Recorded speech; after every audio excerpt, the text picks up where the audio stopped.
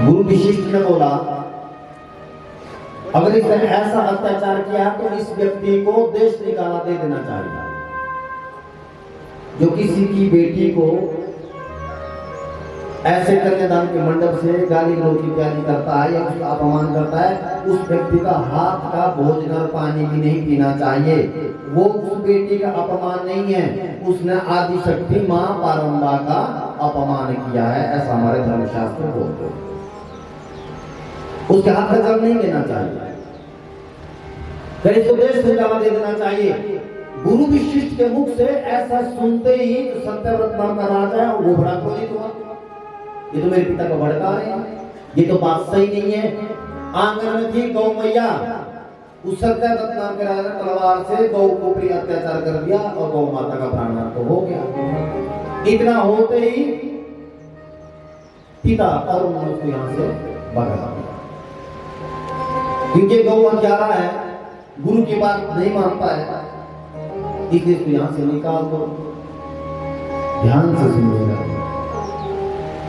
अब गलती से क्या हुआ, वो निकल लिया कि भगा दिया घर से, और वो हमारा जंगल में जा करके कहीं एक गुफा में रहने लगा। वो सत्यव्रत नाम का राजा घर से तो उसको निकाल दिया, घर नहीं आएगा। दूसरी बात कभी नहीं, गलती से वेद व्यासी कह रहे हैं कि समय बीता, गलती से अकाल पड़ गया।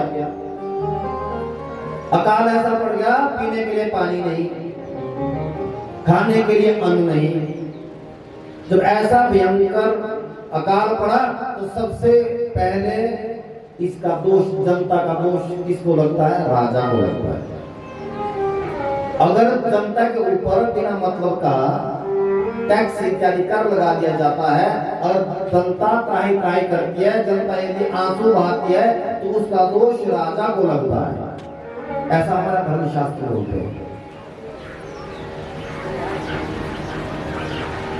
अरुण जी कुछ और को विचार दिया तो मैं जगह तो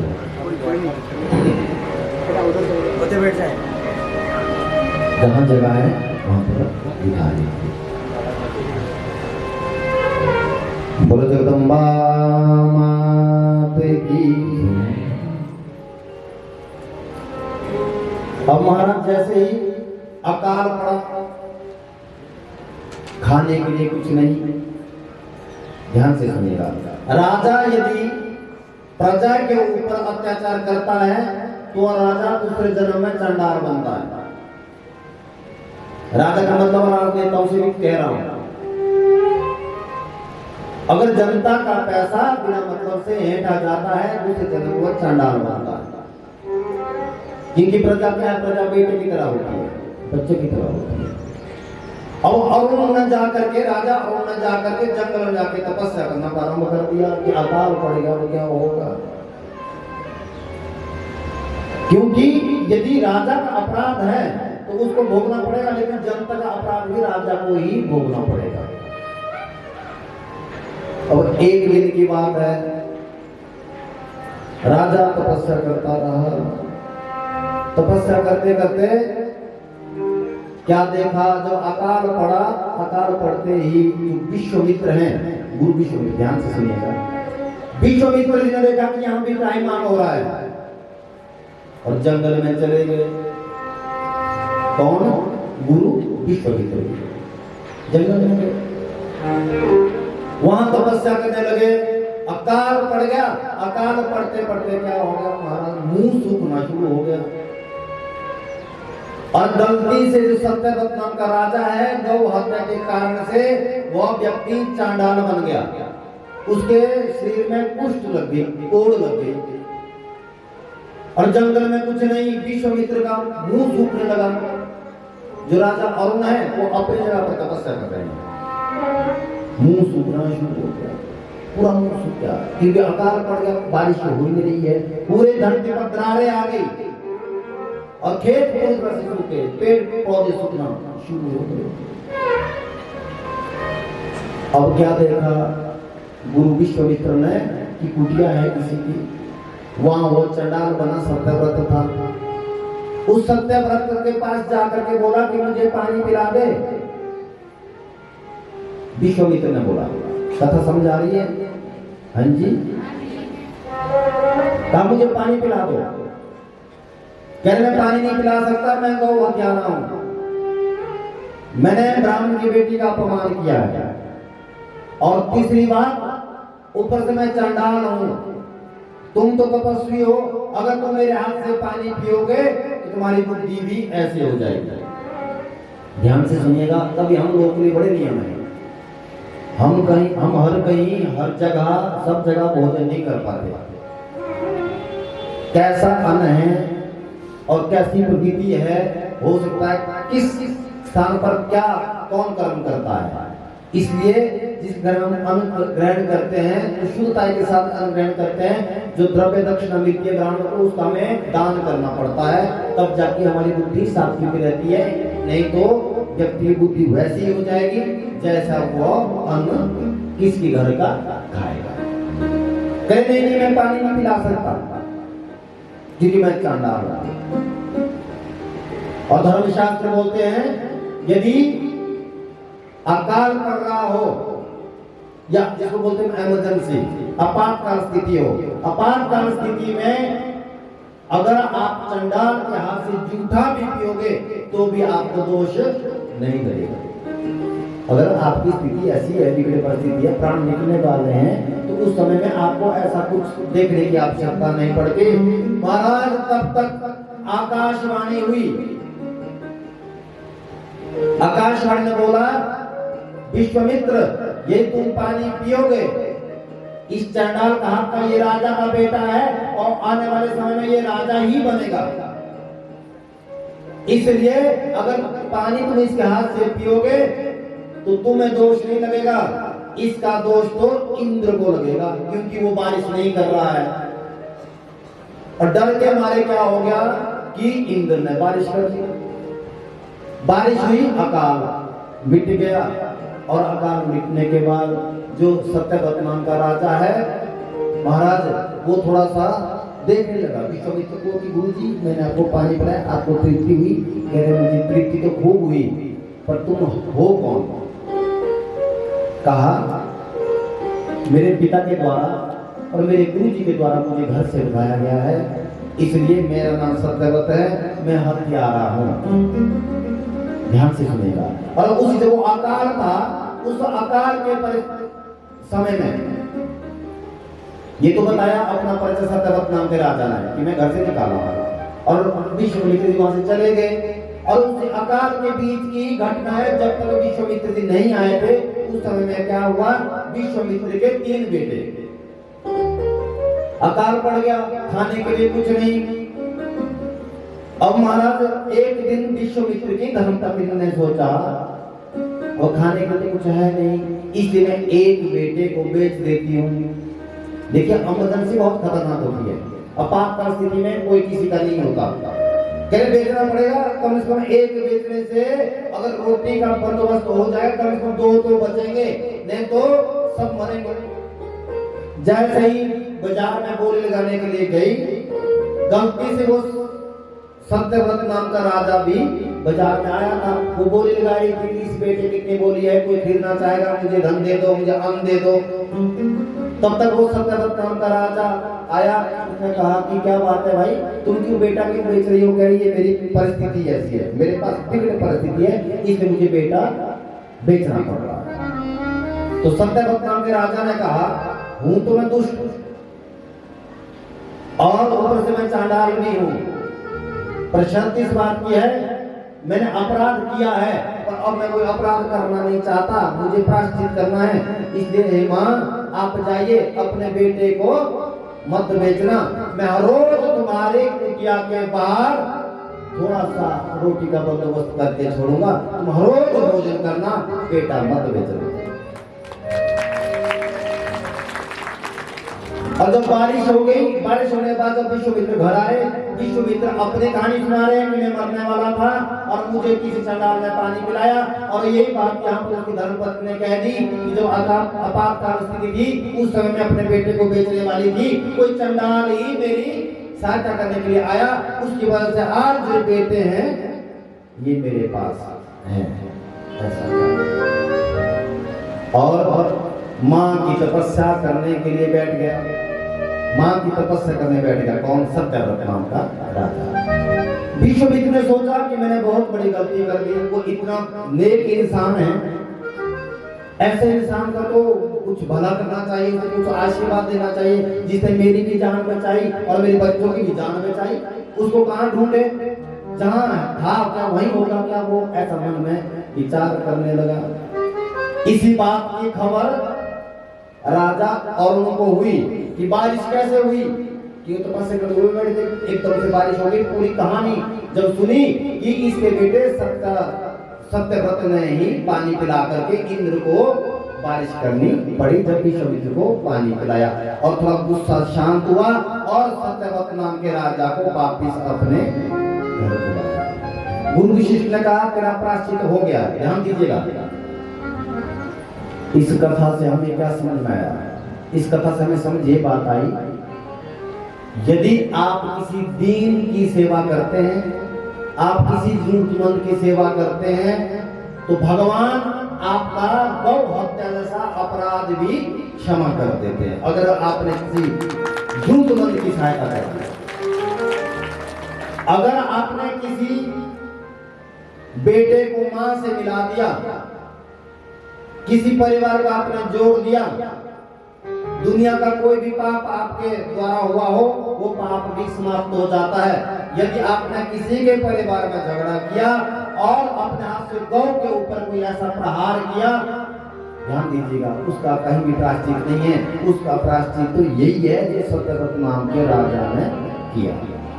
गुरु वशिष्ठ ने बोला तुम्हारे समय पाप मोक्ष है, और तुम ये बताओ तुम्हें क्या चाहिए?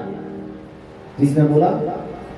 गुरु वशिष्ठ ने। विश्वामित्र तो ढूंढ रहे हैं, जिनके ऊपर कृपा की है तो ढूंढ रहे हैं, बेटे बड़े नेक इंसान है। कह रहे गुरु जी मुझे बस ये आशीर्वाद दो कि मैं इस शरीर के साथ ही स्वर्ग चला जाऊं। क्या मांगा? इस शरीर के साथ ही स्वर्ग चला जाऊं। क्योंकि गुरु वशिष्ठ ने बोला मांगो क्या चाहिए तुम्हें? अब उसने बोल दिया एकदम से सत्यव्रत नाम का राजा अगर तुम देना चाहते तो मुझे इसी शरीर के साथ स्वर्ग भेज दो। गुरु वशिष्ठ ने बोला ऐसा नहीं हो सकता, स्वर्ग में कोई जा ही नहीं सकता। क्यों? क्योंकि शरीर छोड़ने के बाद और जब तक शरीर में प्राण है तब तक धर्म इत्यादि करे, कर्म करे, यज्ञ अनुष्ठान करे, सेवा करे, और मैं तेरा तुझको अर्पण क्या लागे मेरा, ये भाव मन बना करके इस शरीर के द्वारा तो कर्म करेगा। शरीर छोड़ने के बाद तुम स्वर्ग जा सकते हैं। ऐसा यहाँ पर नियम है मातृलोक का।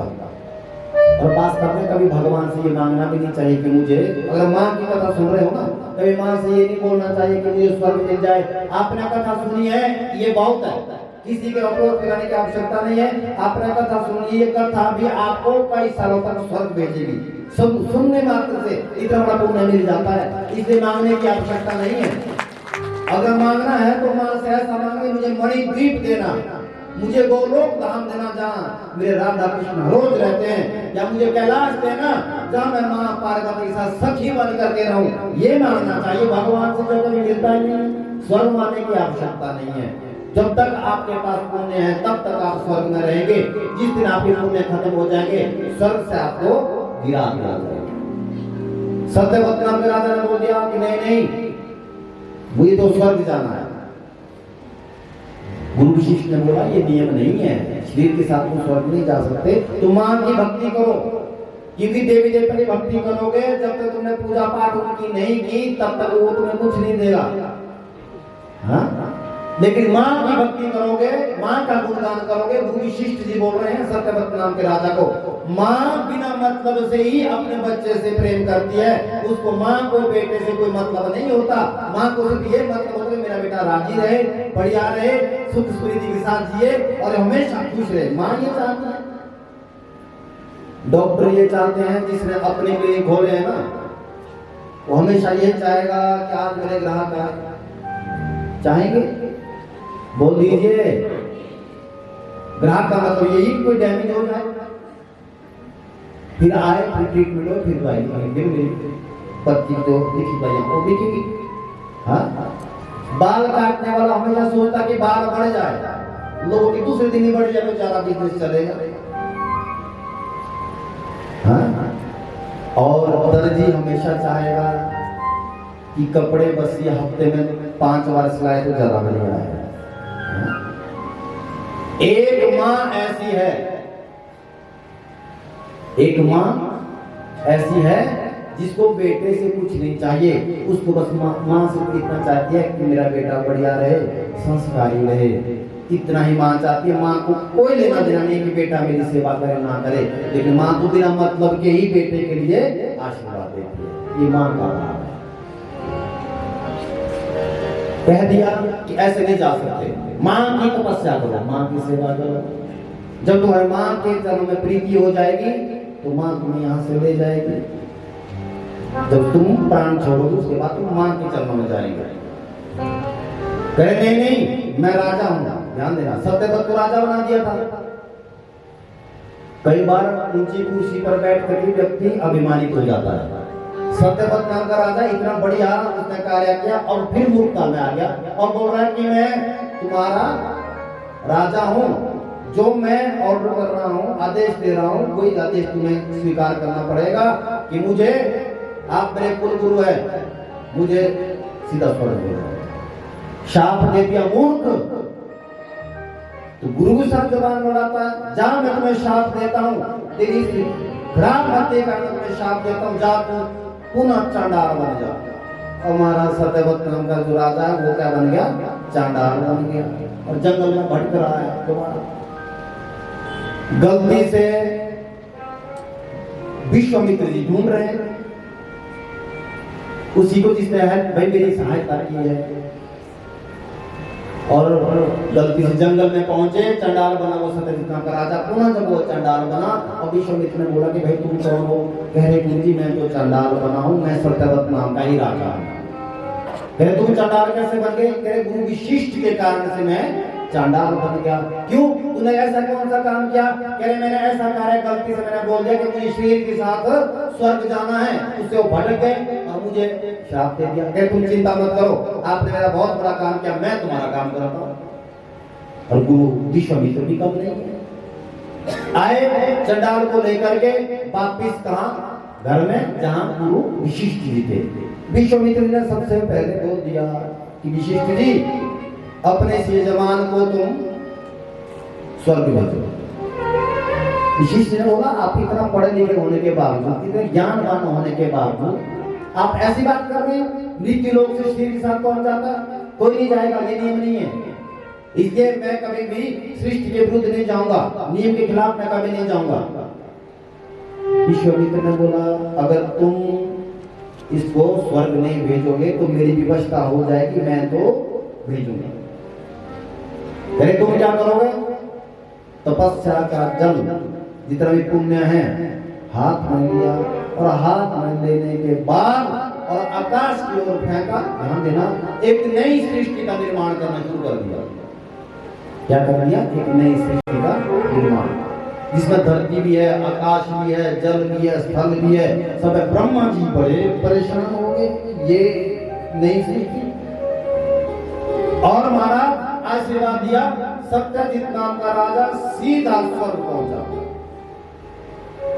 इंद्र ने देखा ये कौन आ गया, ये तो चंडाल है, यहाँ कैसे पहुंच गया? जैसे ही इतना देखा राजा इंद्र आया और जोर से पांव से प्रहार किया सत्यव्रत नाम के राजा के ऊपर, और वह इंद्र लोक से यानी स्वर्ग से धरती की ओर गिरना शुरू हो गया। ध्यान देना, धरती को गिरना शुरू हो गया। अब चीखा, अब चला गुरुजी बचाओ, गुरुजी बचाओ, गुरुजी बचाओ। और गुरुजी ने यूं हाथ करते ही आधे ही यानी कि आधे आकाश में ही सत्यव्रत नाम के राजा को रोक दिया। उसकी परछाई पड़ी। जब ऊपर से कुछ जहाज जाता है, कोई चीज उड़ती है, पक्षी उड़ता है, तो नीचे क्या होती है? परछाई पड़ती है। जहां पर सत्यव्रत नाम का राजा रुका उसकी परछाई धरती के ऊपर पड़ी। वो जगह आज भी है काशी में, जिसको बोलते हैं मगहर। जगह आज भी है। कह रहे जिसकी मृत्यु वहां पर होती है वो चंडाल बनता है, और जिसकी मृत्यु काशी में होती है, काशी का एक हिस्सा है वो, एक क्षेत्र है वह। जो काशी में मृत्यु को प्राप्त करता है वो भगवान के धाम को जाता है, जो मगर में करता है जाकर के मरता है। वहां अभी भी ऐसा होता है कि एक व्यक्ति ज्यादा बीमार हो जाए तो वो काशी नहीं आते हैं ताकि वो चंडाल ना बने। ऐसी परिस्थिति आज वहां पर है। और गुरु विशिष्ट ने बोला तुम ये बात सही नहीं कर रहे हैं, ध्यान देना। सृष्टि के इस जितने भी पुराणों में वर्णन आया है, सृष्टि के निर्माता दो ही हैं, एक ब्रह्मा जी और एक विश्वामित्र जी। खुंदक खुंदक में सृष्टि बना दी।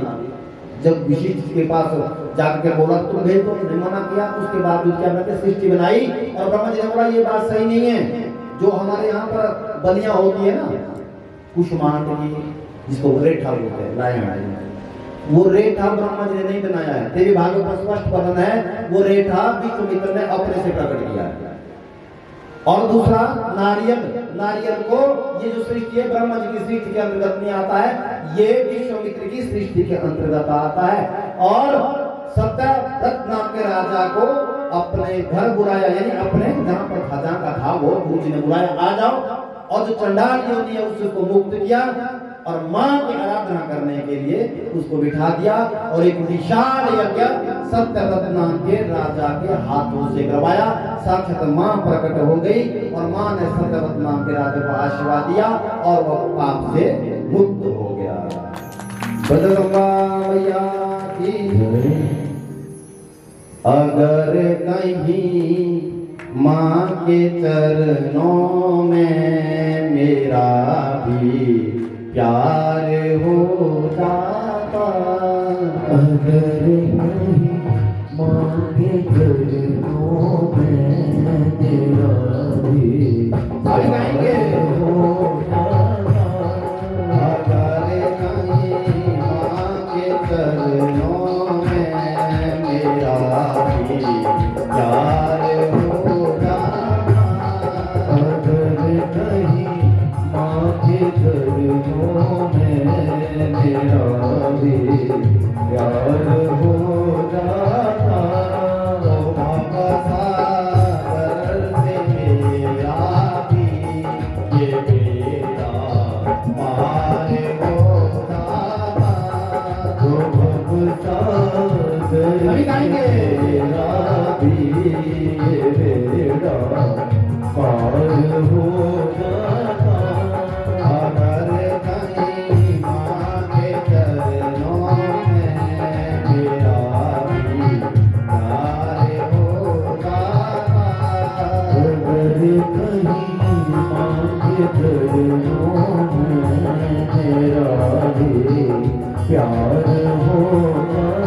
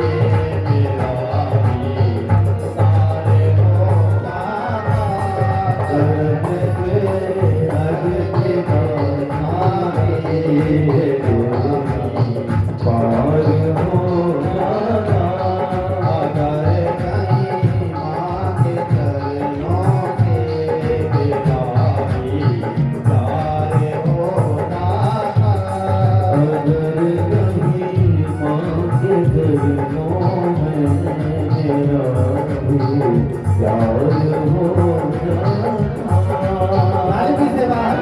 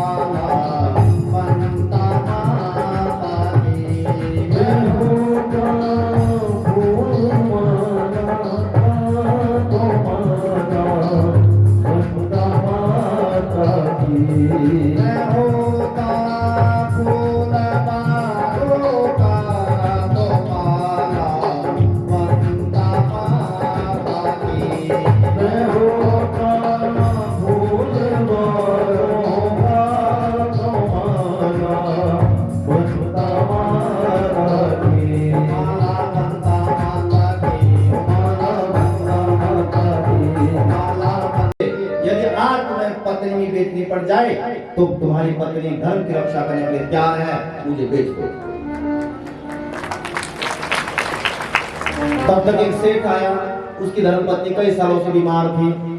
उसने बोल दिया कि मुझे जरूरत है कि घर में काम करने वाली, मुझे ऐसी करने की जरूरत है, ऐसी देवी को मिल जाए सेवा के लिए, पर समय के साथ सब कुछ करना पड़ेगा। और विश्वामित्र ने बोला हाँ है, खरीदो। कितनी कीमत है?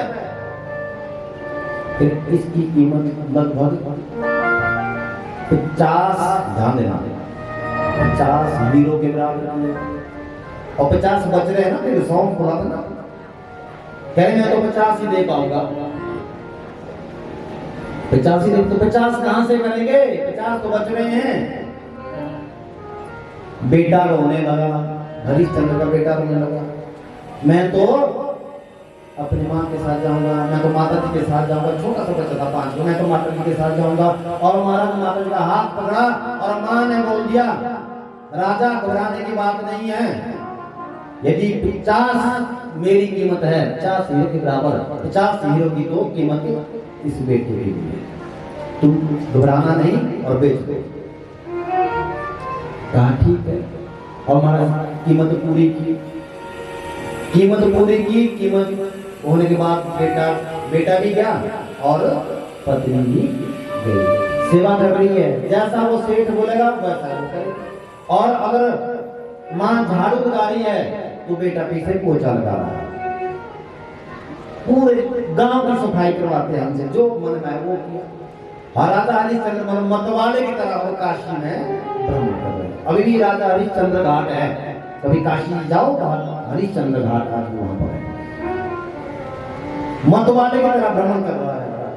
तब तक ब्राह्मण फिर आ गया, विश्वामित्र तो बना ब्राह्मण है। कह रहे अभी मेरी दक्षिणा पूरी नहीं हुई, फिर अब क्या बच गया, अब शेष क्या है? कह रहे मालूम है यदि 24 घंटे अगर दक्षिणा के बीत गए तो 24 घंटे के बाद वही दक्षिणा 2 गुना देनी पड़ती है। तुमने तो एक दक्षिणा 1 महीने पहले दी थी, एक दक्षिणा तुमने 2 महीने बाद दी थी, और इतना जितना तुमने दिया है उससे ज्यादा की कीमत अभी तुम्हारे पास शेष है। नहीं तो तुम मना कर दो, मैं सब माफ कर दूंगा। एक बार तुम बोल दो कि मैं दे नहीं सकता, और यही चाहते हैं विश्वामित्र जी के एक बार स्नान करवा दो और मैं जीत जाऊं और विशिष्ट जी का सारा पुण्य ले लूं। एक बार मना करो। हरिश्चंद्र ने बोला नहीं नहीं नहीं नहीं, मैं मना नहीं करूंगा, पर मुझे नौकरी कर देना, सेवा करवा। कितनी कीमत बता दो? लगभग 1500 हीरे के बराबर, 1500 हीरे, इतनी कीमत बच रही है। और तुम देते हो तो ठीक है, नहीं देते तो जाओ। तब तक काशी जी का चांडाल आया, जो मुर्दों को जलाता है ना उसको चांडाल बोलते हैं। किसको जी? जोर से बोल दो, आवाज नहीं आ रही क्या आपको? वो चंडाल होता है। कौन चंडाल होता है? हाँ, कहा उस चंडाल ने बोला कि मुझे कोई शमशान के पास मूर्त घाट के लिए आदमी चाहिए। विश्वामित्र ने बोला मिल जाएगा, मेरे पास राजा हरिश्चंद्र है, पर शर्त यह है कि कीमत लगेगी जितनी। चंडाल ने बोला कोई बात नहीं, मैं कीमत दूंगा। राजा कांप रहा है और खून के आंसू रो रहा है राजा हरिश्चंद्र। कह रहे ब्राह्मण देवता मुझे चंडाल के हाथ में मत बेचो, कहीं और जगह बेच तो मैं बिकने के लिए तैयार हूं, पर मुझे ऐसे मत बेचो। विश्वामित्र ने बोला तुम्हारे हाथ में कुछ नहीं, सब हमारे हाथ में। और कीमत ली और चंडाल के हाथों हरिश्चंद्र को बेच दिया। और महाराज मूर्त घाट में रहते हैं हरिश्चंद्र जी। रात को सोना भी वहीं और जागना भी वहीं। मुर्दा रात को आएगा तो वही जलाएगा, और जो खाने के लिए शेष बचेगा, जो पिंडदान वहां छोड़ते हैं, वो राजा हरिश्चंद्र को खाना पड़ रहा है। और जिससे वो तिलांजलि मिलती है, जो जल मिलता है, और वह जल उसको पीना पड़ रहा है। लंबे लंबे बाल हो गए, मुरादे बाल हो गए, तत्ते की भांति लंबे लंबे नाखून हो गए। रोते रोते महाराज हाल में हाल है, और मन एक ही हो रहा है, जब तक मैंने कीमत नहीं चुकाई तब तक मैं इस मूर्त घाट को छोड़ के नहीं जाऊंगा। जाएगा कहां से? क्यों? क्योंकि चंडाल सामने तलवार लेके बैठता है, एक एक काम करवाता है अपने आंखों के सामने, भाग कैसे सकता है? जो राजा हरिश्चंद्र की धर्म पत्नी थी, कई साल हो गए उनको बेच करके। एक दिन क्या हुआ, बेटा थोड़ा 7-10 साल का हो गया, बड़ा सा हो गया, अपने सखा से बाहर खेल रहा था, और अंदर वो मां झाड़ू पोछा लगा रही थी, देने की भांति सेठ जैसा करवाएगा वैसा ही करेगा। तब तक क्या हो गया, बेटे का खेलते खेलते पांव फिसला और बेटा मर गया। और जैसे खबर हुई कि बेटा मर गया, झाड़ू लगा रही थी, पोछा लगा रही थी बेचारी वो रानी, और दौड़ दौड़ करके जैसे भागने लगी। सेठ ने बोला कहां जा रही है? अभी झाड़ू लगा दे। कह रहे मेरा बेटा मर गया। कह रहे तेरा बेटा मरे ना मरे उससे लेना देना नहीं है, जब तक झाड़ू नहीं लगा तब तक तू बेटे के पास नहीं जाएगी। और बेटा वहां पर तड़प रहा था, लहू वहां खून से था, और डर के मारे नहीं जा पाई। वही रोते रोते झाड़ू पोछा लगाती रही। सुबह का मरा है बेटा, शाम तक सेठ ने रोक के रखा, और शाम को पूरा काम करने के बाद रानी दौड़ रही है, दौड़ दौड़ करके बेटे को अपने अंक से लगा रही है। बेटा भी बिल्कुल लकड़ की तरह ही हो गया, तो मर गया था, उसके प्राण निकल गए थे। और अपने छाती से लगाया और जोर जोर से छाती पीटने लगी, छाती पीटने लगी। लोगों ने सोचा ये रात को कौन छाती पीट रहा है, कोई डायन है। लोगों में चर्चा हुई, ये डायन है, रात को आती है मूर्त घाट में, और रात को यहाँ पर चीखना चलाना शुरू करती है, ये बच्चों को खाने वाली है। लोगों ने लाठी डंडों के साथ उस रानी को पीटना शुरू कर दिया, पीटना शुरू कर दिया। बेचारी अपने उस बच्चे को अपनी गोदी में छाती से लगा करके गिर रही है, और लोग उसको मार रहे हैं। तब तक चंडाल को मालूम हुआ, ध्यान देना, कौन चंडाल? जिस चंडाल के पास राजा हरिश्चंद्र खबर दी कि दुनिया में सबसे खतरनाक चंडाल कौन है, कह रहे वहां पर है, उसको बुलाओ। आदेश दिया चंडाल को कि चंडाल के हाथों से इस डायन को मारना पड़ेगा, तब ये सुधरेगी, यानी इसका सर काट दो। चंडाल ने आदेश दिया, हरिश्चंद्र को कोई काम करने वाला उसके पास वो था, मैं नहीं मारूंगा, मैं नहीं काटूंगा। क्यों? क्योंकि मैंने तो अपना काम इसको दे दिया है।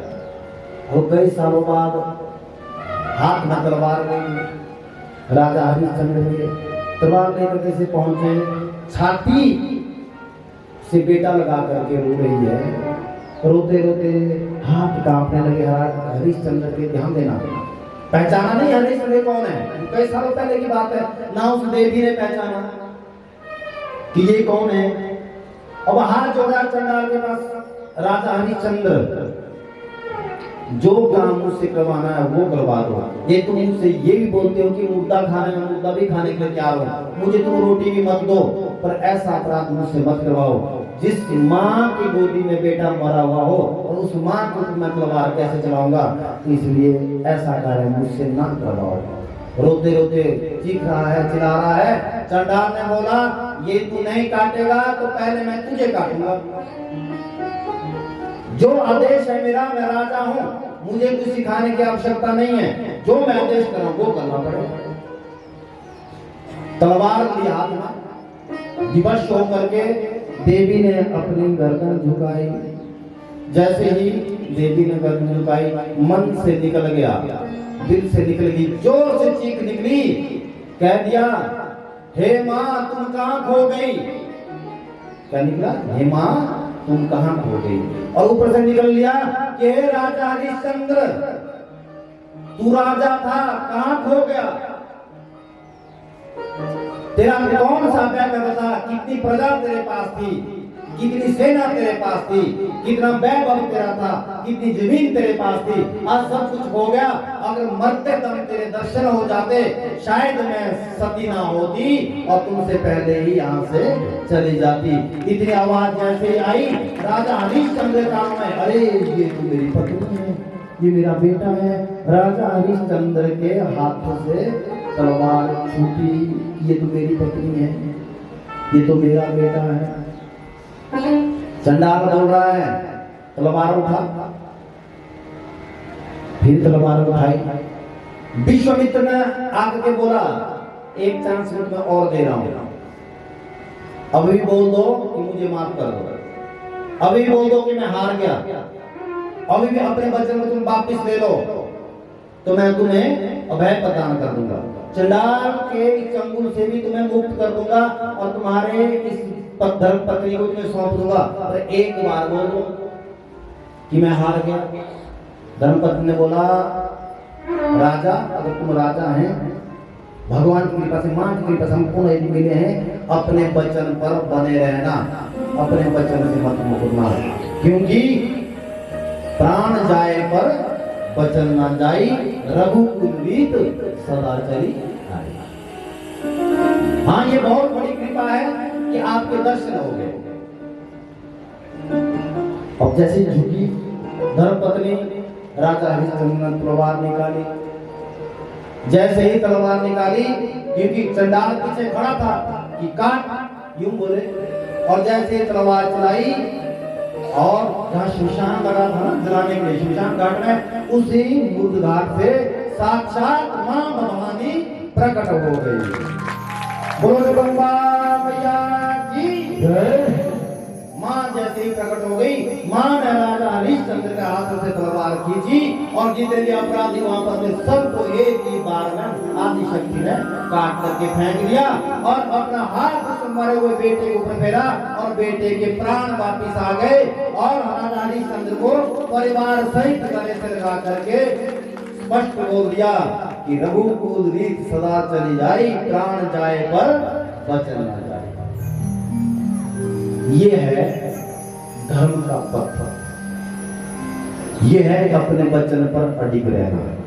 जिस व्यक्ति ने कोई किसी को बोलते कमिटमेंट कर दिया, संकल्प कर दिया, जिसको बोलते हैं हमारे यहाँ, अगर वो आपने कर दिया किसी से, उससे मुक्रिय मत, या आप इतना ही संकल्प करें जितना आप कर सकते हैं, अपने हैसियत से ज्यादा कुछ मत करें। और अगर आपने एक बार हाँ कर दी है, कभी भी गलती से ऐसा कार्य नहीं करना चाहिए। तो विश्वामित्र ने आकर के शिष्य के पास शरण वंदना की कि मुझे क्षमा कर देना, मैं हार गया और राजा हरिश्चंद्र जीत गया। ऐसे हमारे राजा भगवान की जय जय श्री राधे, जय जय श्री राधे, जय जय श्री राधे। मां ने बोला राजा हरिश्चंद्र को, राजा अब बताओ तुम्हें क्या चाहिए।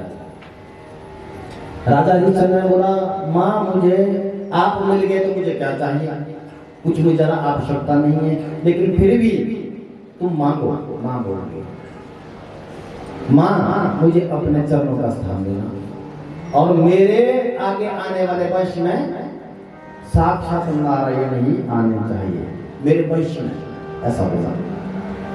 मां ने आशीर्वाद दे दिया, तुम चिंता मत करो, तुम अभी मेरे मणिद्वीप धाम जाओ अपने परिवार सहित, तुम वहां पर मेरे नित्य पार्षद बनो और मैं तुम्हें आशीर्वाद देती हूँ। आने वाले समय में तेरे ही वंश में, तेरे ही परिवार में आगे आकर के आगे बीते हुए समय में राम जी धरती पर आएंगे और पूरे उस रघुवंश का शीर्ष नेतृत्व करेंगे।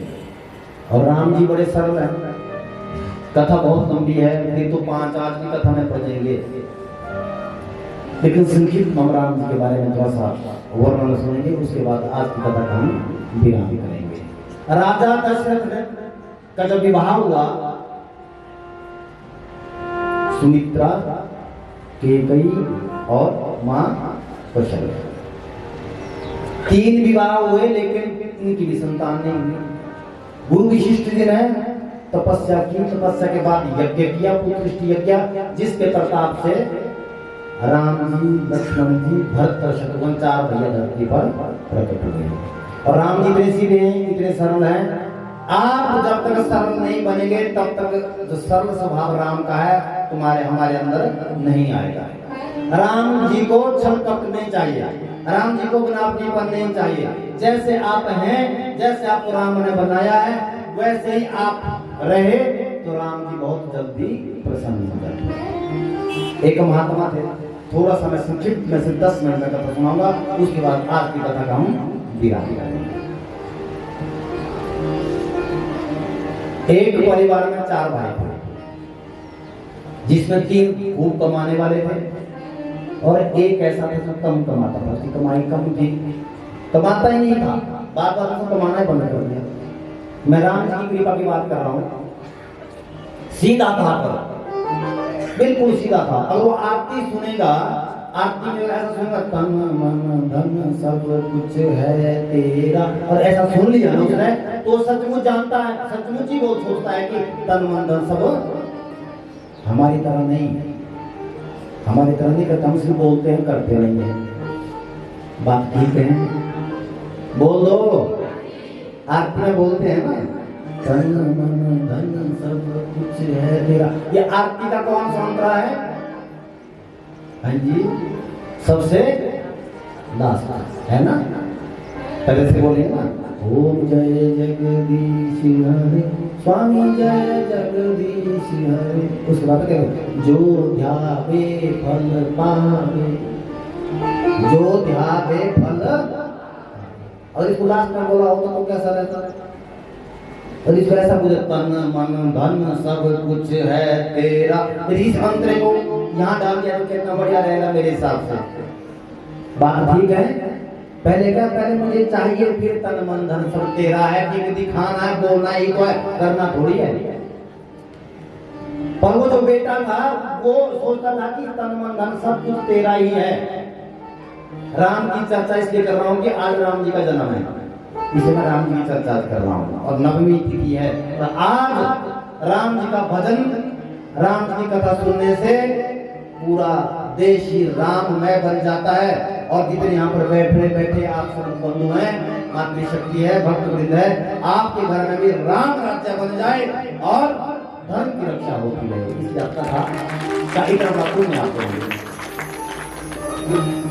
अब वो बेचारा कमाता नहीं था, खाता रहता था, परिवार वालों को बड़ी समस्या हो कि खाता रहता है, कमाता तो कुछ है नहीं, इसलिए इसको क्या करो, इसको आश्रम में भेज दो। कहाँ भेज दो? जोर से बोलेंगे। आश्रम में जो महात्मा होते हैं वहाँ पर लाठियाँ होती हैं, उनके पास खाना भी खिलाएगा, पीटेंगे भी, फिर पता चलता है कैसे कमाना पड़ता है। आश्रम में होता है ऐसा होता है। हाँ, यहाँ बैठे हैं ब्राह्मण बंधु, हाँ करेंगे, समझ आ रहा है ये बात। और बात सही है, करे सेवा करे ये करो, साथ में किताब होगी, पढ़ना भी पड़ेगा, सेवा भी करनी पड़ेगी। और हमारे घर से निकाला वो आदमी सीधा बिल्कुल सरल था, पहुंच गया है, बढ़ते बढ़ते आश्रम तक पहुंचा, क्या देखा, बड़े से महात्मा, हट्टे कट्टे महात्मा, बड़ा सा त्रिकोण धारण किया हुआ है और बाहर पलंग पे बैठ करके खूब भजन कर रहे हैं। और 2-4 शिष्य हैं, वो भी तगड़े हट्टे कट्टे। इस आदमी को भूख बहुत लगती थी, जो आया घर से निकाला था, इसको क्या लगती थी? भूख लगती थी। अब जैसे आश्रम के नगर वाली देखा कि बाबा जी बड़े तगड़े हैं, इसका मतलब खूब खाते होंगे। अरे चेले भी बड़े मोटे तगड़े हट्टे कट्टे हैं, ये भी खूब खाते हैं, खाना तो ठीक ठाक मिलेगा शायद, बड़ा आनंद आएगा। पहुंचे अंदर, कौन वो सीधा आदमी सर मारने पूछा, और गुरु जी के चरणों पर प्रणाम किया। गुरु जी मुझे भी आश्रम में रखोगे? कह रहा हो क्या काम करना पड़ेगा? कहे बस सेवा करना, झाड़ू पोछा जो होता है वो लगा देना। गुरु जी खाना मिलेगा? कहे भर पेट खाना मिलेगा, खाने की कोई चिंता ही नहीं है, पर शर्त एक बात की है, सेवा करनी पड़ेगी। कहे मैं सेवा करूंगा। क्या तो जितना भी करेगा करेगा सेवा। हर रोज महाराज आनंद के साथ अब भोजन करने लगा। एक दिन की बात है, जो सोया था ना वहां पर भोजन बनाने वाला, प्रतिपदा को व्यक्ति आया था, 10 मिनट तक आनंद से भोजन किया। अगले दिन थी एकादशी, एकादशी के दिन भोजन बनता नहीं है, और जैसे 9 बजे सुबह नाश्ता बनता था ना, एकादशी के दिन बिल्कुल रसोई घर में ताला बंद था। घबरा गया क्योंकि भूखा रह नहीं सकता। कहा आज यहाँ चूल्हा क्यों जल रहा है? गुरु जी के पास, गुरु जी आज चूल्हा जल ही रहा है, क्या बात है, खाना नहीं बनेगा? कहे नहीं, यहाँ का नियम ऐसा है, एकादशी यहाँ पर भोजन नहीं बनता है, आज तो सबके व्रत होता है। महाराज मन यूं, कई बार जरा खाने की आदत होती है ना। हाँ जी बोल दीजिए। जब लॉकडाउन था ना, हाँ गोलगप्पे खाने का कितने लोगों का मन किया, तो बाहर तो आप निकल नहीं सकते थे, मास्क पहन के घर में भी बाहर जाना सकते, जैसे कोई आदमी की तरह से शेर आ गया था ना लॉकडाउन में, ऐसा कोरोना काल में था ना ऐसा। कई लोगों के मन कर रहा हो कि चाउमीन खानी थी, हाँ उधर कॉलेज के बगल में वहाँ चाउमीन है वाला है ना, वहाँ पर चाउमीन खानी थी, तो जाए कहाँ से, बाहर तो पुलिस पीटती है। कौन बोल रहा? वो मन इसको खाने के आते ना कि घर का नहीं वहां कहीं खाएंगे।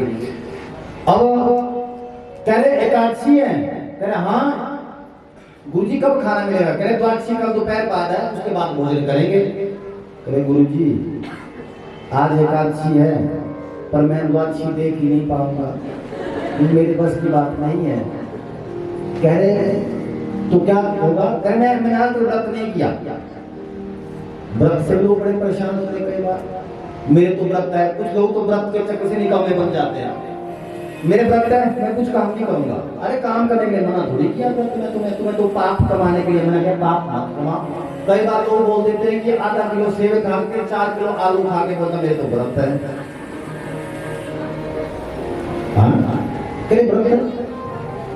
ऐसा करो, गुरु जी ने बोला तुम ऐसा करो कि कितना खाना खाओगे तुम? 1 किलो से हो जाएगा, आटे से करे गुरु जी हो जाएगा। फिर आटा ले जाओ और गंगा जी के किनारे में बना दो, आश्रम में हम अन्न नहीं बनाएंगे। अच्छा ठीक है, आटा लेके गया। जब जा रहा था ना, गुरु जी ने बोला सुन ले बेटा, बताओ गुरु जी, जब तुम्हारा भोजन बन जाए, भोजन बनने के बाद सबसे पहले तुम राम जी को भोग लगाना। कौन है वो? कहे वो राजा है। तो राम है, तुमको भोग लगाना, उसके बाद ही तुम भोजन पर ध्यान देना। और ये आदमी सीधा है, ये ऐसा नहीं जानता ना कि भोग कैसे लगता है। हम करते ना, वो दिखा दिया, पानी में मार दिया, खाने बैठ गए। क्योंकि वो क्या करते हैं, वो क्या जानता है कि राम जी आते होंगे, उसके दिमाग में ये बात है। गया वो अलग एक तट पर पहुंचा, और उसमें जैसे कैसे रोटी बनाई बेचारे ने, कच्ची पक्की जैसे थी बना ली, और बनाते यूं करके हाथ में गंगा जी को लगे, राम जी आओ भोग लगाओ, मुझे बहुत भूख लगी है। क्या बोले?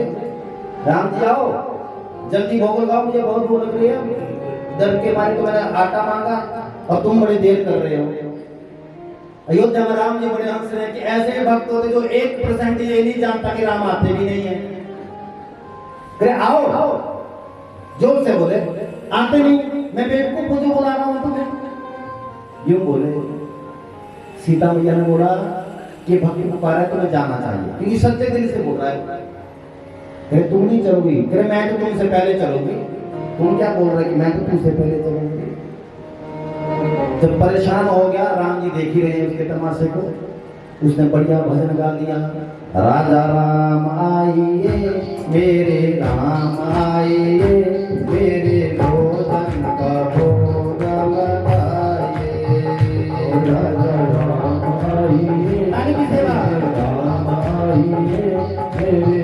भोजन का भोग लगाए।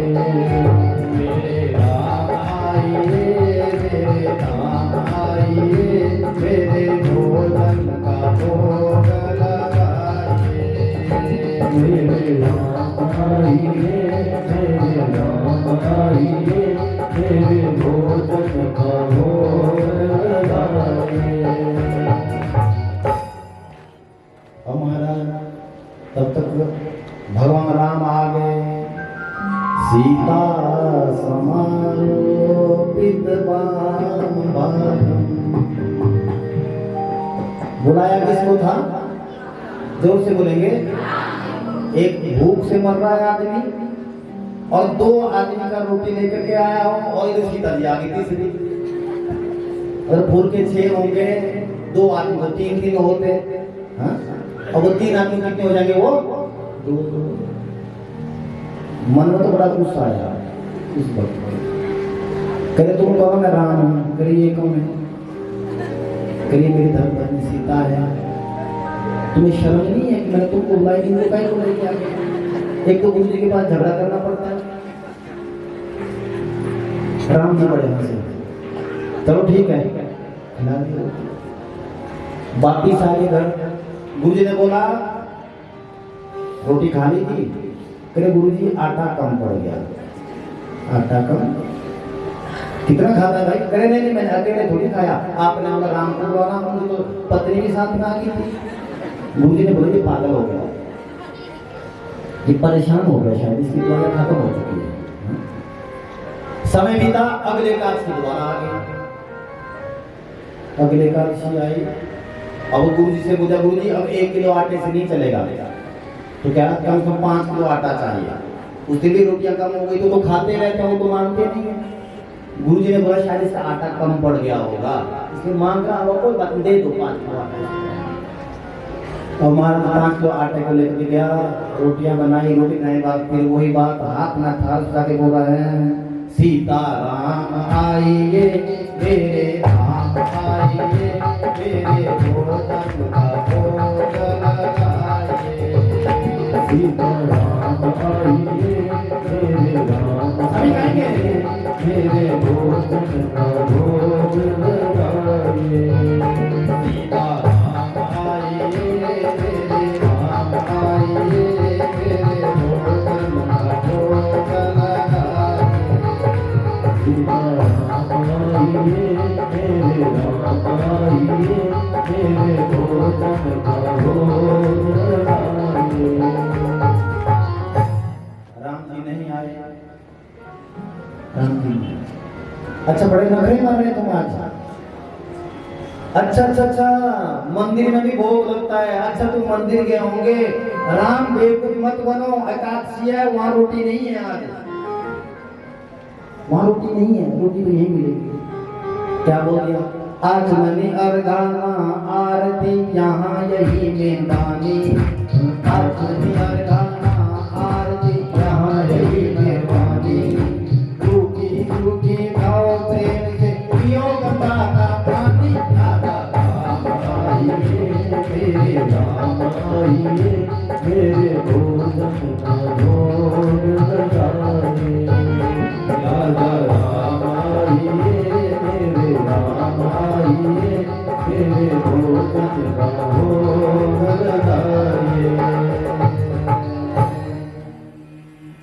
राम लखन सीता सहित हृदय बसु सुरभु। आज राम जी, सीता जी, लक्ष्मण जी ने बोला मैं भी रोटी खानी है, और लक्ष्मण जी भी आ गए। भक्त ने सिर पकड़ा, एक को बोला 2 आए, 2 को बोला ये 3 आ गए। बोल ही दिया। ये कौन है आज? कौन इसको किसको अपने साथ लेके आए? कह रहे मेरा छोटा भाई है, मुझे लग रहा है सबसे ज्यादा नंगे भूखा तेरा ही खानदान है। अरे इतनी तो शर्म होनी चाहिए, तो मैंने 1 को बोला है, मैंने बोले तो 2 आए। अब 2 के चक्कर में आज आटा 5 किलो भी कम पड़ेगा। मैं गुरु जी को क्या जवाब दूंगा? राम जी मंत्री मुस्कुरा रहे हैं, कह जो बना दे दो। अब जितनी रोटियां बनी थी अब 4 जगह करनी पड़ी। ऐसे 4 जगह की और हमारा मुंह लटकाया हुआ बाकी साइड गुरुजी के पास। गुरुजी ने बोला आज तो आटे की कमी नहीं हुई कि गुरुजी मुझे तो समझ नहीं आ रहा है। क्या हुआ, क्या समझ नहीं आ रहा है? कह रहे आज तो कोई छोटा भाई लक्ष्मण बोल रहा था वो आ गया साथ में, कह रहे ये बेवकूफ बना रहा है। गुरुजी ने बोला ये पागल बना रहा है, ये आटा बेचता है। चल कोई बात नहीं, देखेंगे।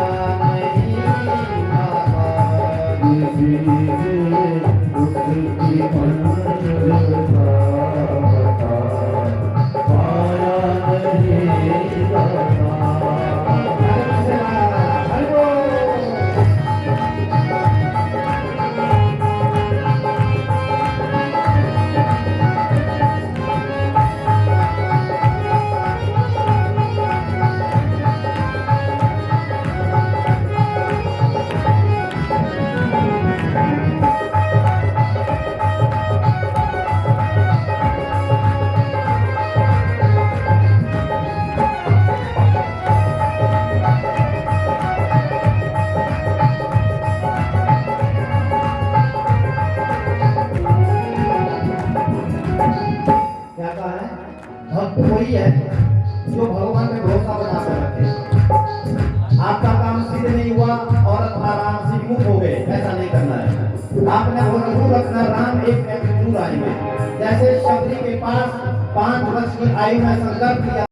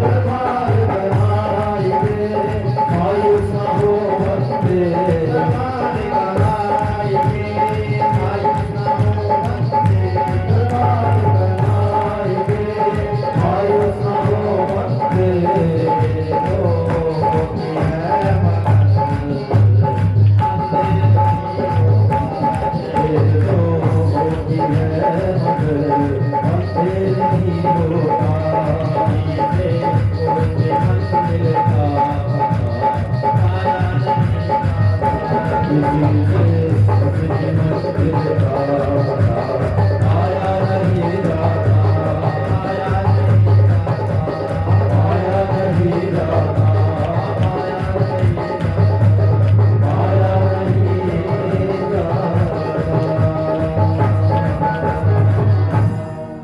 लोग हाथ खड़ा करते हुए मां के चरणों में, राम के चरणों में कहेंगे। सभी लोग सीधा हाथ खड़ा करेंगे। किसी से उसकी मंजिल का पता आया नहीं रहा, किसी से उसकी मंजिल का पता आया नहीं रहा। जहाँ वो है फरिश्तों से वहाँ जाया नहीं जाता। जहाँ वो है फरिश्तों से वहाँ जाया नहीं जाता। ये तो होती है मगर अंधेरे नहीं होता। ये तो होती है मगर अंधेरे नहीं होता। किसी से उसके मंजिल का पता आया नहीं जाता। किसी से उसकी मंजिल का पता आया नहीं जाता। सियावर रामचंद्र भगवान की अम्बे भवानी मैया की देवी भागवत भगवान की जय जय श्री राम, जय जय श्री राम, जय जय श्री राम। इस प्रकार से परम पावनी माँ हमेशा ही आपके ऊपर ऐसी कृपा माँ की बनती है। और यहाँ पर ऊपर कीर्तन बंधु हैं, उज्जैन से पधारे हमारे समस्त ब्राह्मण देवता, उनका बहुत बहुत साधुवाद देवभूमि हिमाचल प्रदेश में हमारी तरफ से भी और यजमान परिकर की तरफ से भी और पूरे रामपुर क्षेत्र की तरफ से सबको आपको बहुत बहुत साधुवाद। आपने बड़ी कृपा हम पर की। और ब्राह्मण बंधु और संगीत प्रेमी आपने श्रद्धा और भाव के साथ मां के दरबार में हर रोज ही बड़ा आनंदित किया सभी लोगों को। ये बहुत बड़ी कृपा आपने की। अंतोगत्वा इस मुख से अपने वाणी जो भी आपके काम तक पहुंची है, इस मुख से अगर किस प्रकार की कोई गलती हुई हो शब्दों की, क्योंकि और कहीं माया के वशीभूत इस व्यास में भी हो गया होगा, बस तो यहाँ पर ऐसा कुछ होता नहीं है, फिर भी कई बार जुबान से शब्द निकल जाते हैं जो व्यक्ति को दुख पहुंचाते हैं।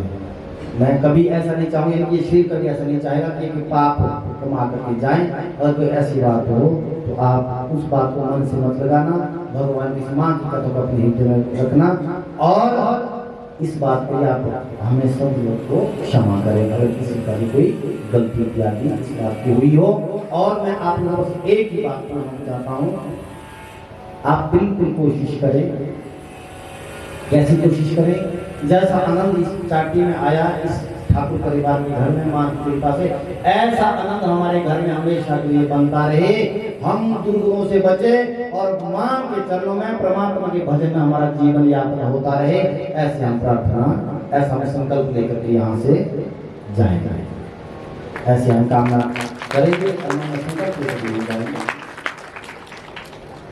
आइए प्रणाम करें मां के चरणों में। आज मुझे किसी ने सुबह बोला था गुरु जी कि आप अपना परिचय दो। परिचय तो बस इतना है कि हम राम के हैं, तुम राम के हैं, हम कृष्ण के हैं, तुम कृष्ण के हैं। असली परिचय तो हमारा यही है कि हम लोग का संबंध परमात्मा से है। ये तो शरीर के नाम संसार में रखे, लेकिन फिर भी जन्म स्थान के बारे में पूछ रहे थे, बस तो बता दिया, पता भी है। मैं जिला मंडी करसोग का रहने वाला हूँ। जिन जन्म स्थान वहाँ का है, जन्म स्थान वहाँ का है। और ईश्वर की कृपा से, मेरे कन्हैया की कृपा से पूरे भारतवर्ष में जहाँ समय मिलता है, मौका मिलता है, वहाँ गुणगान करने के लिए मुझे बुला लेता है। ये उसकी कृपा है। और आपके क्षेत्र में बहुत बरकत हुई है, इस क्षेत्र में कम हुई है। जब जब जहाँ जहाँ जाना पड़े लिखा है वहाँ व्यक्ति को जाना पड़ता है। जहाँ भगवान का देश परिजा सुना वहाँ हमें जाना पड़ता है। हम अपने वश में नहीं है। हम तो उसी के वशीभूत हैं, परमात्मा के वशीभूत जहाँ वो भेजता है वहाँ गुणगान हो जाया करता है। बस अपना संकल्प यही है कि नौजवान युवा भी भारतवर्ष में वैसे रहे जैसे ऋषि मुनि ने हमें बताया है, इसी प्रकार से आने वाला भविष्य उज्ज्वल बने, ऐसा हम प्रयास करें सब नौजवान युवा। आपको यदि किसी प्रकार के प्रश्न मन में हो, आपको किसी बात को शास्त्रोक्त निर्णय चाहिए, आपको समझ नहीं आ रहा है, तो निश्चिंत होकर के आप मुझे अपना भाई अपना बेटा समझ करके, क्योंकि कथा संपन्न हो चुकी है, आप बिल्कुल पूछ सकते हैं और इन कथाओं को आप यूट्यूब के माध्यम से सुन सकते हैं और आप प्रश्न कमेंट के माध्यम से भी लिख सकते हैं, भेज सकते हैं, ताकि अगर कोई व्रत के बारे में पूछा, किसी व्रत के बारे में पूछेगा, आपको समझ नहीं आ रहा तो आप निसंकोच होकर के पूछना, ताकि हमारे धर्म की वृद्धि बने, हमारा धर्म आगे बढ़े। ऐसा लक्ष्य कभी नहीं है, गुरु जी ने हमें संकल्प ये करवाया है कि हमारा कोई ये संकल्प नहीं है कि कथा की दक्षिणा ली और अपना परिवार पाले, यहाँ तक सीमित नहीं है। हमारे को धर्म की जिम्मेदारी है और इस शरीर छोड़ने के बाद जब मैं राम के पास जाऊंगा, अपने कृष्ण के पास जाऊंगा, मैं वहां पर बिल्कुल अपना सीना तान कर जाऊंगी कि भैया मैंने अच्छा काम करके मैं धरती से आया हूँ, मुझे वहां पर कोई शर्मिंदगी ना महसूस करनी पड़े, मैं ऐसे ही खुशी खुशी से परमात्मा के श्री चरणों में जाना चाहता हूँ, कोई पाप कमा के नहीं जाना चाहता। सभी लोग हाथ खड़ा करेंगे, सभी लोग हाथ खड़ा करेंगे, देवता के ऋषि से प्रार्थना करेंगे और देवी माँ से आप प्रार्थना करेंगे कि जिस बेटे ने, जिस भाई ने हमें कथा सुनाई है व्यासपीठ से, इसकी बुद्धि सात्विक बनी रहे, ये हमेशा धर्म की रक्षा करता रहे, गौ माता की सेवा करता रहे, सत्य सनातन धर्म की रक्षा ये हमेशा ही करता रहे और सबके ऊपर एक भाव रखते हुए ये इसी प्रकार से अपने जीवन धर्म की रक्षा करता रहे और अंत में जाकर भैया तेरे चरणों में ये विलीन हो जाए, ताकि दूसरे जन्म में फिर आकर के ये हमारे बीच में कथा सुनाए। ये आपने भगवान से मेरे लिए मांगना है और इस व्यक्ति को कभी घमंड ना आए, ये आपने अपने मन से दिल से बोलना है, क्योंकि जो प्रार्थना जो काम करती वो दवा नहीं करती। मुझे बस डर इस बात का मुझे अभिमान ना आए और आप जब आशीर्वाद देते श्रोता ध्यान देना, कलिकाल में तो हम ये सब हैं, आपने सुन लिया, आप निर्मल हो चुके, आपका सिर्फ पुण्य शेष है, आप पाप मुक्त हो चुके हैं, इसलिए आप ऐसा आशीर्वाद और प्रार्थना देवता गणेश जी से और माँ जुलम्बा से यूं। आइए अब देवी भागवत जी के विश्राम में चले। यूट्यूब के बारे में पहले मैं बता देता हूँ, आचार्य जी आपको बता देंगे, आचार्य उमेश कृष्ण शर्मा के नाम से यूट्यूब चैनल है, उसका सब्सक्राइब जरूर करें। क्यों? आगे बढ़ेगी कथा, मालूम होगा कि चाटी में कथा हुई थी, आपके मन में व्रत के बारे में, सोमवार के व्रत के बारे में, वीरवार के व्रत के बारे में कोई जानकारी नहीं, तो निसंकोच होकर के आपकी समस्या का समाधान किया जाएगा। क्यों? ताकि धर्म हमारा आगे बढ़े। आइए प्रार्थना करेंगे, हाथ जोड़ेंगे, माँ की श्री चरणों में प्रणाम करेंगे देवी भागवत जी के प्रथम श्लोक का और अंतिम श्लोक में जाकर के देवी भागवत हम विश्राम करेंगे। सभी हाथ जोड़ते हुए आंख बंद करेंगे, जो आपकी मन की कामना है वो आप मन में धारण करते हुए माँ की श्री चरणों में हाथ दिखाते हुए आप विश्राम प्रणाम माँ के श्री चरणों में करेंगे। पहले मैं मंत्र बोलूंगा, फिर आपको बोलना है आचार्य जी के साथ, ये माइक में बोलेंगे और मैं पहले बोलूंगा। सर्व चैतन्य रूपां आद्यं विद्यां च धीमहि बुद्धियानां प्रचोदयात्। आइए अब श्रीमद् भागवत के अंतिम श्लोक में चले और संपूर्ण करके माँ के श्री चरणों में देव भागवत महापुराण को समर्पित करें। सच्चिदानंद रूपां गायत्री प्रतिपादितां नमामि हरिं देवीं धियो यो न प्रचोदयात्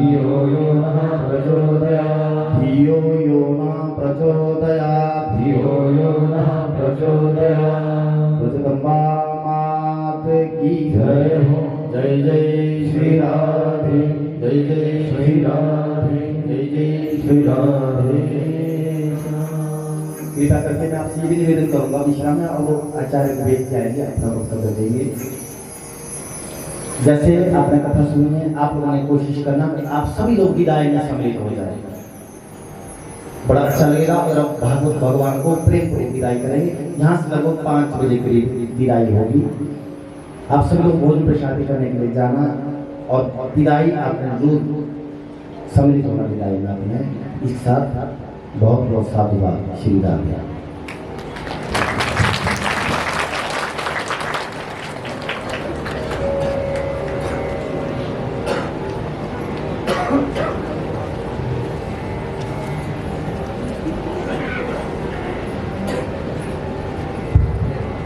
बोले भागवत भगवान की।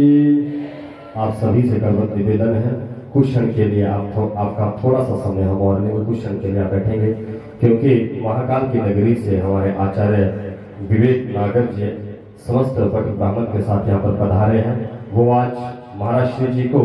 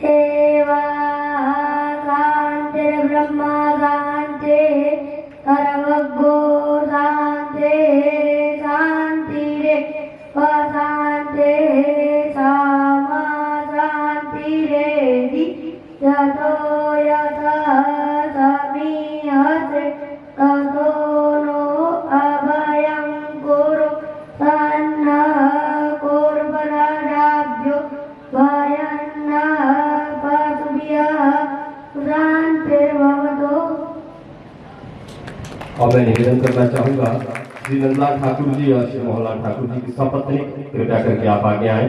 ये आचार्य जी जो आपको द्वितीय चिन्ह भेंट करना चाहते हैं, कृपया उसे स्वीकार करें। सपत्नी कृपया नंदलाल ठाकुर जी मोहनलाल ठाकुर जी व्यासपीठ की तरफ आए। पतये नमः।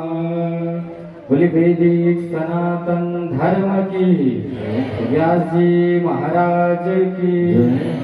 सबसे पहले तो श्री राम जन्मोत्सव की आप सभी को बहुत बहुत मंगल बधाई।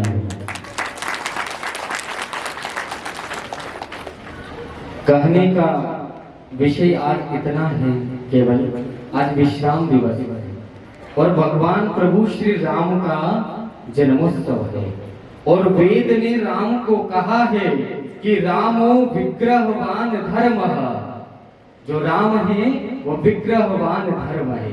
वर्तमान में हम एक ऐसे युग में हैं जहां हमारे पास सारी सुख सुविधाएं हैं, साधन है, संसाधन है, रोड है, सब सुख सुविधाएं हमारे पास। जितनी सुख सुविधा मनुष्य जाति के लिए होनी चाहिए उतनी सब सुख सुविधाएं हमारे लिए उपलब्ध है, लेकिन फिर भी हमारे धर्म का पतन हो रहा है। हमारी युवा पीढ़ी पाश्चात्यता में लिप्त होती जा रही है और कहीं न कहीं हमारे धर्म का ह्रास हो रहा है। इसलिए आप सब हिमाचल वासियों से निवेदन है, हिमाचल में सब कुछ है, जितना शोभन है, जितना शुभ है, जितना मंगल है, जितना देखने लायक है, वो सब हिमाचल में स्थित है। लेकिन हिमाचल में एक चीज की बहुत कमी है, जिस चीज को देखने का प्रयास व्यास जी ने किया है, और वो कमी है वैदिक गुरुकुल की। कि हिमाचल में वैदिक गुरुकुल नहीं है। मैं बस आप सब लोगों से इतना ही निवेदन करूंगा विश्राम दिवस में व्यास जी के इस शुभ संकल्प से आप सब लोग जुड़े, और ऐसे नहीं मन से जुड़े। यह आपका किसी व्यास जी का व्यक्तिगत काम नहीं है कि यही धर्म को आगे बढ़ाए। हम सब का जन्म इसलिए हुआ है कि हमें 4 पुरुषार्थ मिले, धर्म, अर्थ, काम और मोक्ष। सबसे पहला पुरुषार्थ है धर्म। हम सबको धर्म के लिए प्रबलता से आगे आना होगा। और यदि अब हम एक ऐसी पीढ़ी में हैं, यदि हमने अपने बच्चों को नहीं बताया कि राम वास्तव में कौन थे, श्री कृष्ण कौन थे। नहीं तो ये पीछे वाली जो पीढ़ी है ना, कृष्ण और राधा के प्रेम को केवल लैला और मजनू के प्रेम के रूप में ही जाने जाती। एक छोटे से बच्चे से जब मैंने सुना कि लैला मजनू टॉमी और जेरी ऐसा कुछ करके उसने बताया था, और बोले राधा कृष्ण, बस यही अंतर हमें बताना है कि राधा और कृष्ण का प्रेम सामान्य प्रेम नहीं था, वो तो जगत पर वर्षा करने के लिए और जगत पर प्रेम का वर्षण करने के लिए उस प्रेम की स्थापना हुई थी। हम कब बता पाएंगे? जब हमारे ये गुरुकुल होंगे। पता हमने क्या खो दिया? जब हमारे पास गुरुकुल थे, हमें धनु विद्या के लिए कहीं जाना नहीं पड़ता था, हमें आयुर्वेद के लिए कहीं जाना नहीं पड़ता था, हमारे पास पुरानी 64 विद्याएं थी, और भगवान श्री कृष्ण स्वयं मथुरा से चल करके उज्जैन पढ़ने के लिए आए थे, क्योंकि उस समय उज्जैन में प्रतिष्ठित एक गुरुकुल था, सांदीपनी आश्रम, और भगवान 64 दिन तक वहां रहे और सारी विद्याएं सीखी।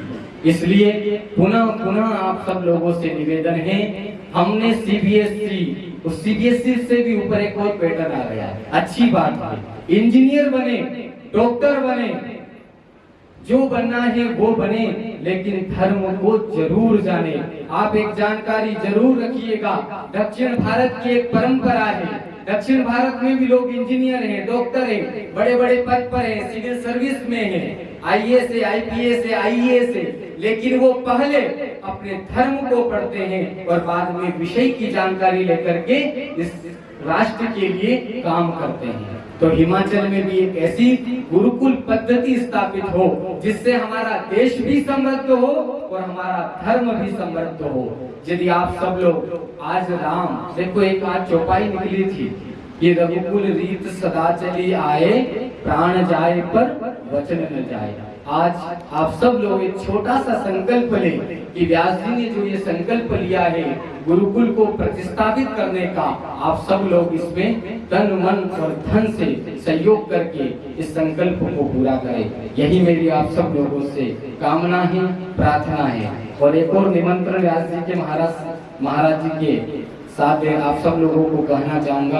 अभी कुछ महीने पहले ही व्यास जी महाराज सब हिमाचल वासियों को लेकर के महाकाल की नगरी में पहुंचे थे और बहुत आनंद हुआ था। जो लोग आए हैं उन सबको पता है।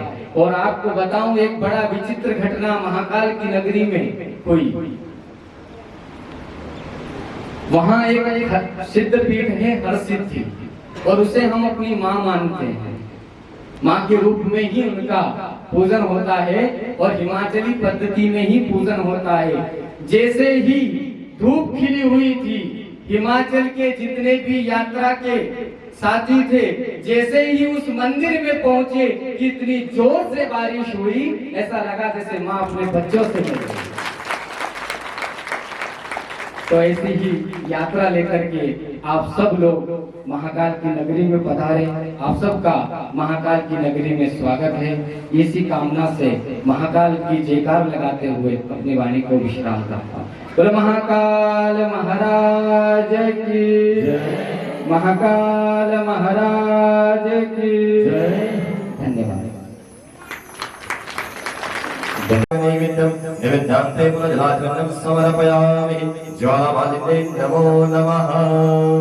ॐ हरि ओम चन्द्रमा मनसो रातचक्षुः सूर्यो अजायत शोधात्मायुष प्राणच मुखादग्निर्जायत इदगङ्गवी प्रजननं मे अस्तु दश वीरगं सर्वगणगं स्वस्तये आत्मसने प्रजासने पशुसने लोकसन्नभयसने अग्रे प्रजां पौरां मे करोत्पन्नं पयोरेतो अस्मासु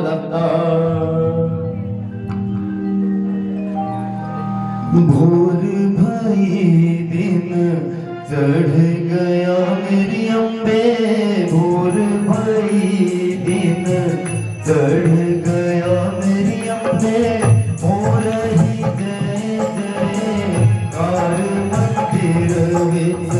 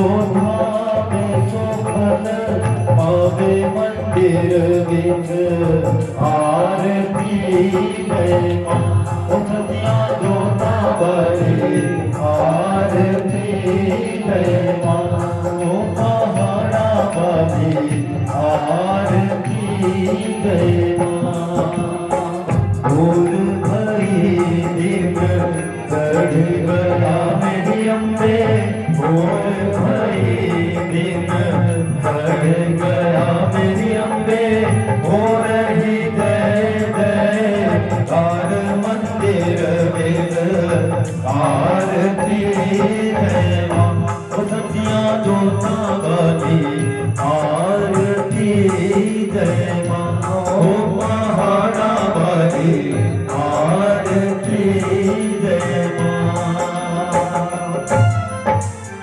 कर्पूर गौरम करुणावतारम संसार सारम भुजगेन्द्रहारम सदा वसंतम हृदयारविंदे भवं भवानी सहितं नमामि त्वमेव माता च पिता त्वमेव त्वमेव बन्धुश्च सखा त्वमेव त्वमेव विद्या द्रविणं त्वमेव त्वमेव सर्वं मम देव देव अच्युतं केशवं श्रीरामनारायणं तो मनसादिया पूर्णन्विषवा भूतानि जातवेदाः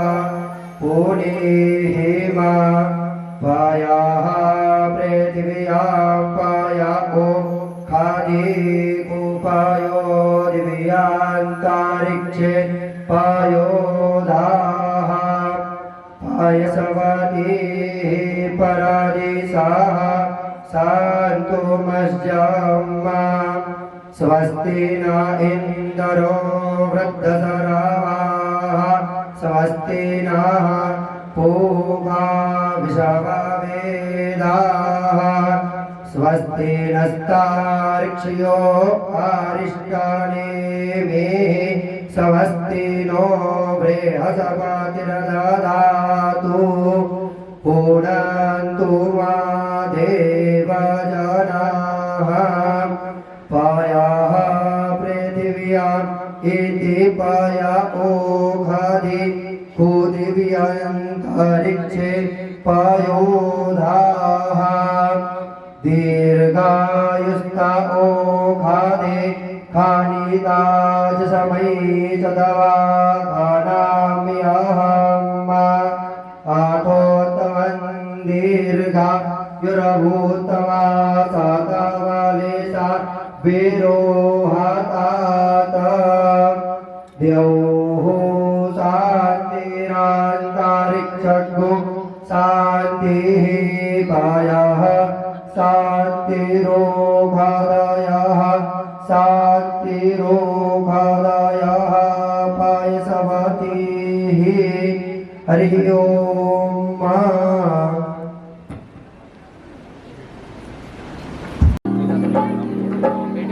बोलिए वृंदावन के बिहारी लाल की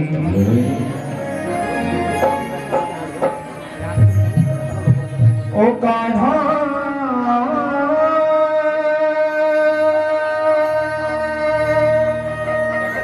तेरी बांसुरी नींद चुराए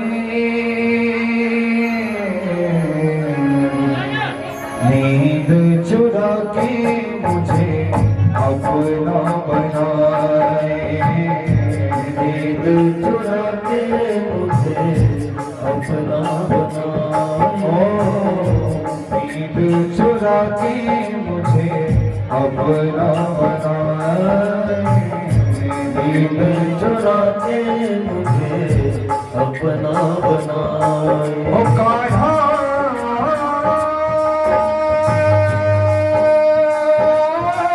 तेरी बांसुरी नींद चुराए ओ कान्हा मेरी बांसुरी नींद चुराए हो नींद चुरा के मुझे अपना बनाए नींद चुरा के मुझे अपना नींद चुरा गए मुझे अपना बनाए नींद चुरा के मुझे अपना बनाए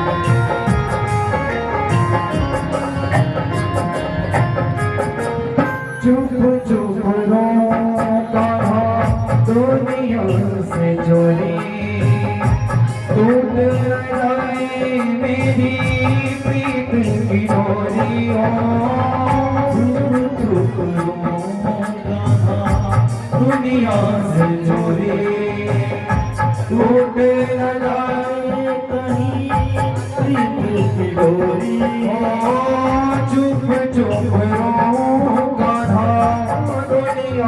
से चोरी टूट न जाए मेरी प्रीत की डोरी हो चुप चुप दुनिया से चोरी टूट न जाए मेरी प्रीत की डोरी भर भर आए तेरी याद सताए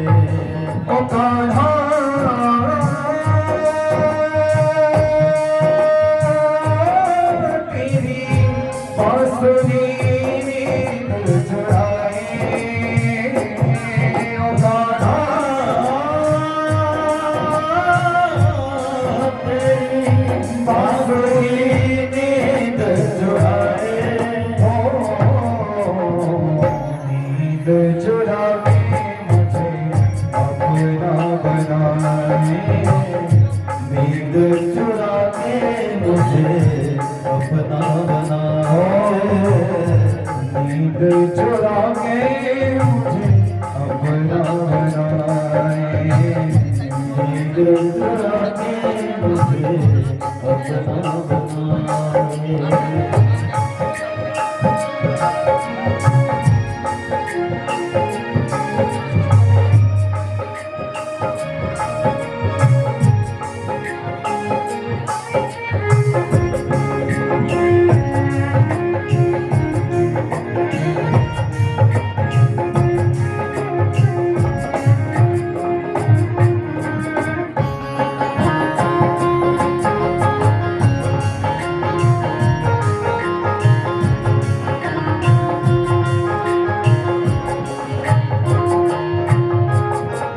प्रीत लगा के कान्हा बड़ा दुख पाया एक पल भी मोहे चैन न आया प्रीत लगा के कान्हा बड़ा दुख पाया एक भी पल मोहे चैन न आया प्रीत लगा के कान्हा एक पल भी मोहे चैन न आया हो प्रीत लगा के कान्हा बड़ा दुख पाया एक जिया मोरा घबराए रे ओ तेरी याद सताए रे जिया मोरा घबराए रे तेरी याद सताए रे ओ जिया मोरा घबराए रे ओ तेरी याद सताए रे जिया मोरा घबराए रे तेरी याद सताए रे ओ कान्हा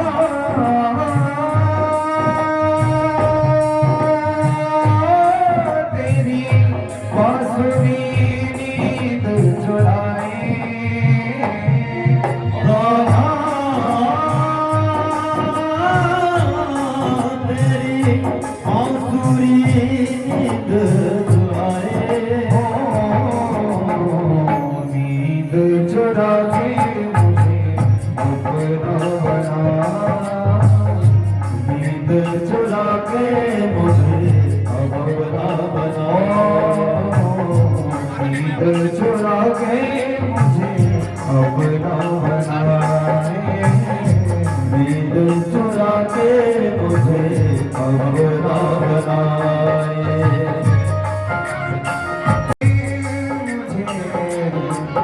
अपना बनाए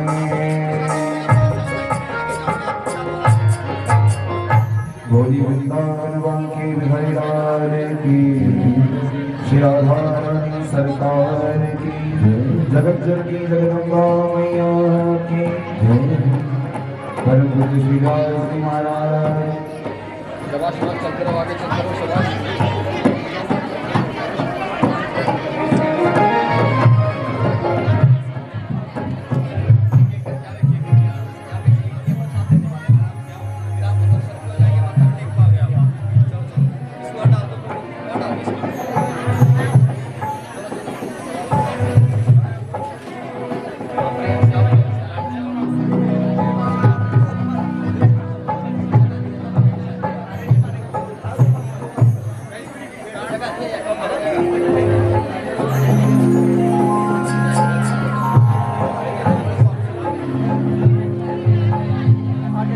वो कैसे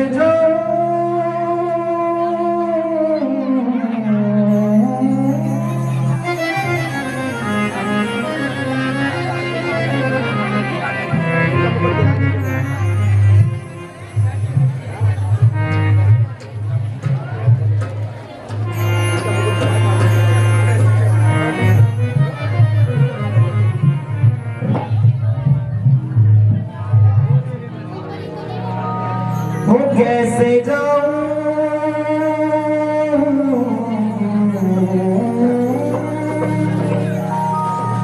कैसे जाऊं मैं पनिया भरन को सकी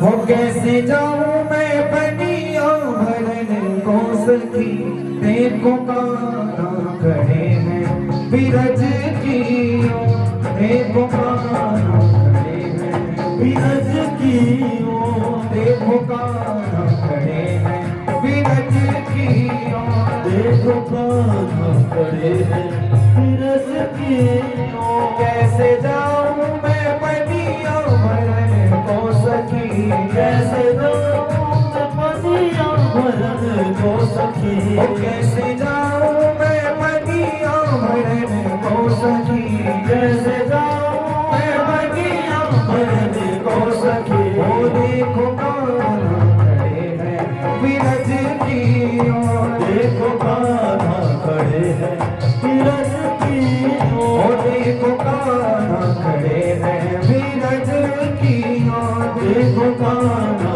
खड़े हैं बिरज की